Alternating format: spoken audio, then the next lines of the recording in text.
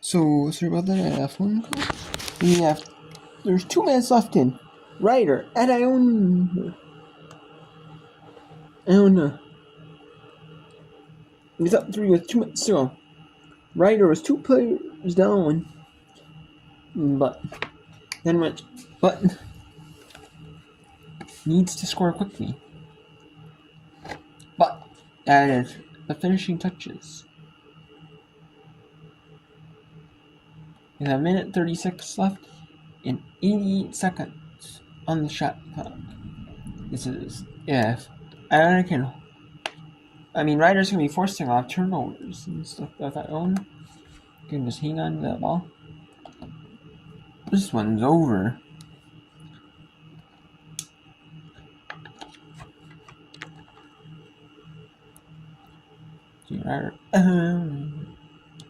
Waiting to fix the game clock, it sounds like. Make sure there's the exact right amount of time to go in this one. Coach Lauren Kahn's squad looking to pick up their 8th win of the season and most importantly their 3rd in conference play. It is still 6 teams that will make the MAC tournament at the end of this month. And getting that 3rd win could be oh so pivotal, especially if they want a chance of maybe hosting a MAC tournament game. Of course, number 3 seed will host the 6th seed in the first round. Then the 4 will host the 5. And the rest of the games will be hosted by the number 1 overall seed, which right now looks like it will be Fairfield again, the powerhouse of the MAC in women's lacrosse for the past couple of years. But listen, as these final seconds are ticking down, this was it was an impressive showing from Ryder, who made a really nice push in the second half to tie this game at 9 after Iona had gone up 9-5 to start the 3rd quarter. But another great showing from head coach Lauren Kahn's squad and the Gales, who moved to 3-1. You mentioned it, Charlie. They had 3 conference wins all season last year, and that was the most in Lauren Kahn's, at that time, 4 years at the helm. And now in year 5, they're off to a 3-1 start. Final seconds are going to tick off. And that is it. Iona is going to beat Ryder 14-11. And Iona is going to prove it even 3-1 in Metro that conference play. Well, Ryder falls to even 2-2 in conference play. We have ESPN Plus action between High Point and Winthrop here. High Point leading Winthrop 12-5 with a minute 38 to go in the second quarter. Looked like it was a few minutes, like with about the 6.5 minute mark, it looked like it was going to be a run rule in favor of, or a running clock in favor of High Point. Now it's Winthrop's trying to go back to the half with some good momentum. Cutting back the lead now. Yeah, it was like, now it was about, I think it was 9, I believe, 11-2. Now it's 12-5, so it's a 7-goal lead. So they cut the lead down too, so you gotta feel good about that. And this Big South lacrosse matchup. The top.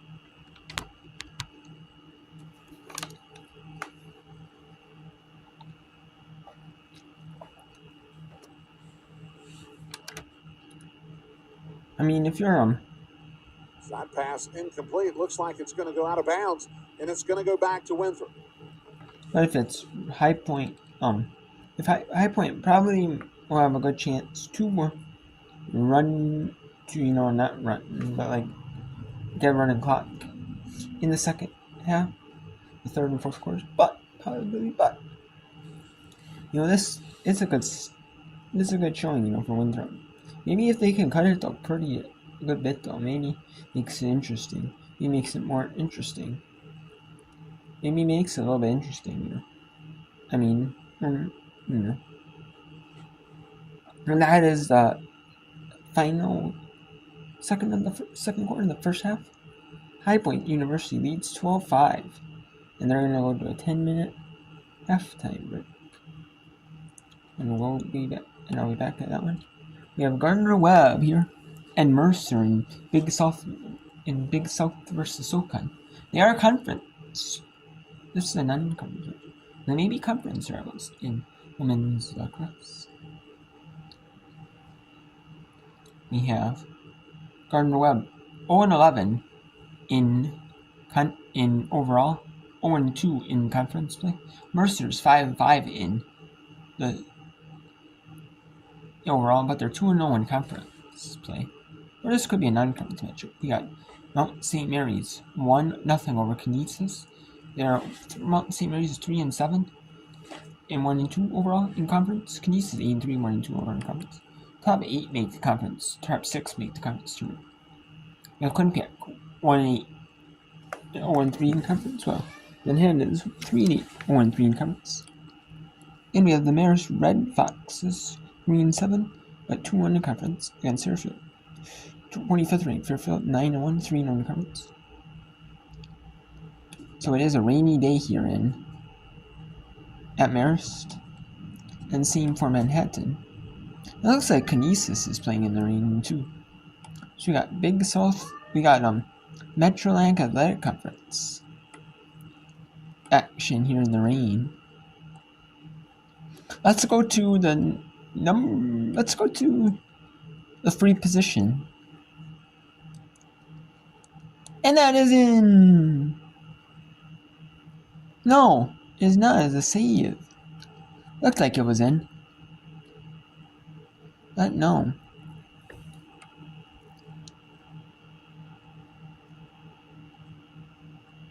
And obviously, there are a few fans under the umbrella, under like the tent, under the shelter, but obviously, who can blame him, not,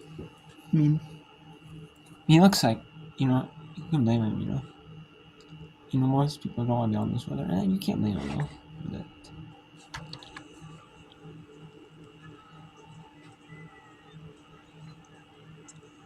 Well, Jasper's trying to set up, and that ball just dropped out of Leonard's. And it is a wet, rainy day, so it's kind of hard, to control your footing. Hard, to get like clean passes off, especially with like a wet ball. You got wet stick, wet hands. It's kind of hard, So it's 1-0 here. Oh, and we also got the NCAA Women's Gymnastics Championship first round, but I don't normally do gymnastics rounds. Basically, there's not a lot, and it's kind of hard, to whip rounds in gymnastics. It is. It's kind of hard, for gymnastic meets. Kind of hard, Like, it is.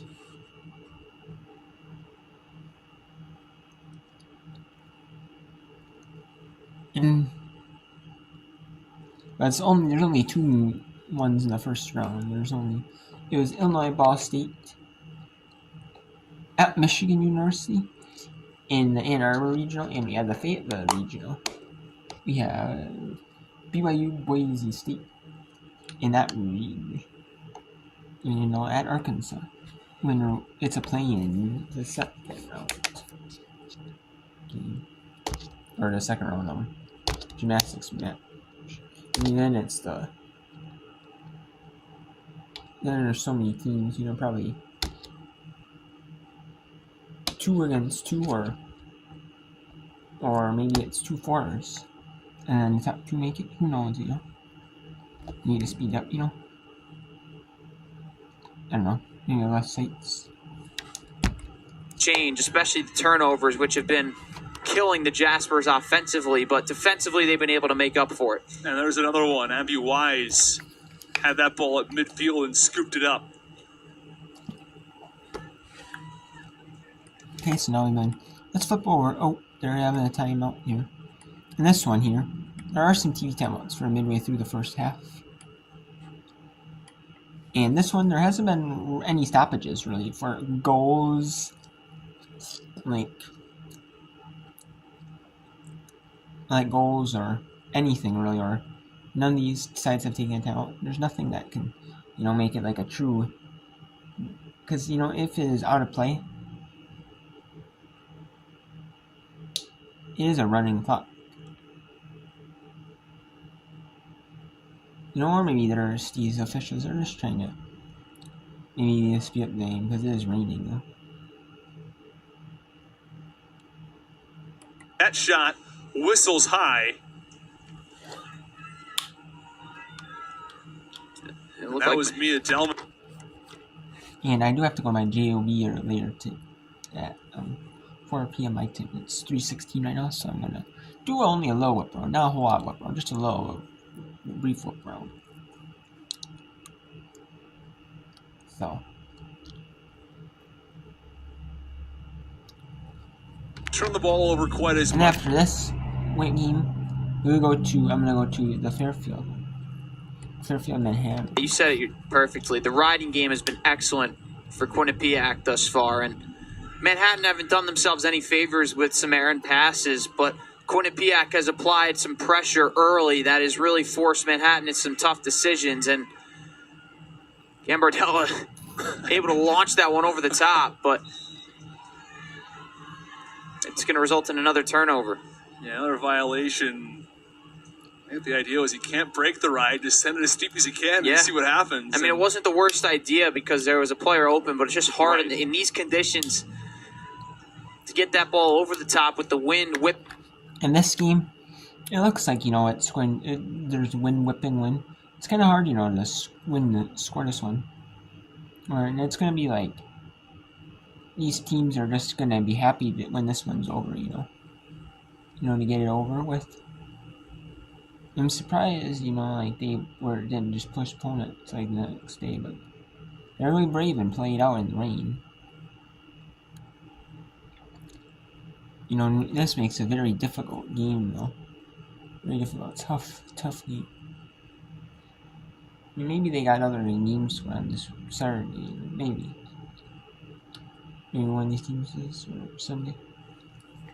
In these unsettled scenarios when you can, because when teams can get into their shells and they can really keep you out of the middle of the field, it is super difficult to score when you factor in the weather itself.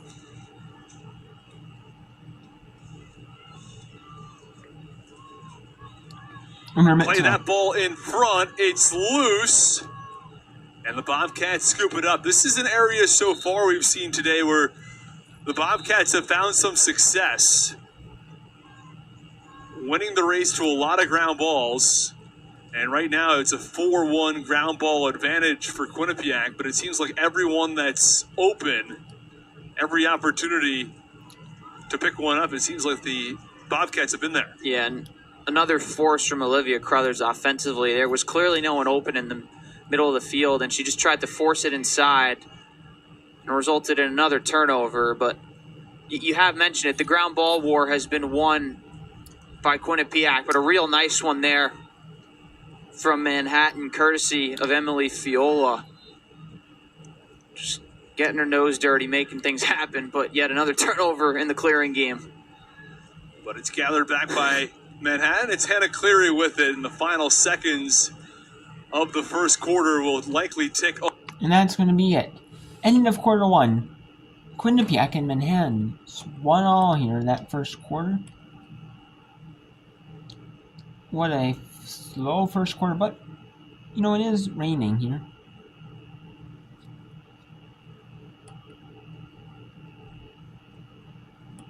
That one we got 2-2 between Canisius, Manhattan, or Mountain St. Mary's and Canisius here in the rain.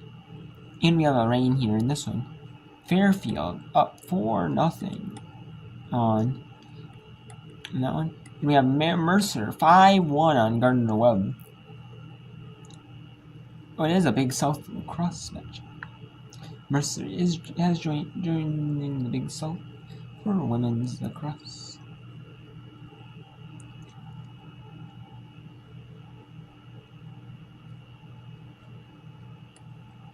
Let's go to Fairfield and Marist. The number 25th ranked team in the country, Fairfield. At 9-1, 3-0 conference. They're looking, to host the MAAC championship games. For that's the number 1 seed hosts them all those games for the semifinals and finals. And the top 2 seed to get by to the finals, the championship. And the championship is at the end of this month. And with limited conference games, you play. Because you don't necessarily play every team in conference. You might if you play like midweeks. But still, even if you do, you still got 3 more matchups to go against 8 teams. There's 8 teams. So. End of the year over Columbia, which is no easy feat. Rowe drives in. Pass gets through, but Morris with the save. Will stay with Fairfield, a minute to shoot. It doesn't get easier for the Red Foxes as they're going up to Niagara on Saturday to face a really good Purple Eagle team. Yeah, that's a tough road trip to make, whether you're going up there or going to Canisius. Not an easy one, a lot of hours on the bus. But they played a lot of similar teams, actually. Playing UConn, playing Hofstra, Vermont, teams that Fairfield, admittedly, they beat, but Marist, for the most part, was able to hang in those games. With the exception of UConn, they were pretty close games. 3 goals here, 4 goals there, able to hang around. And those tough non-conference games really get you ready for the conference games, especially in a great MAC lacrosse conference.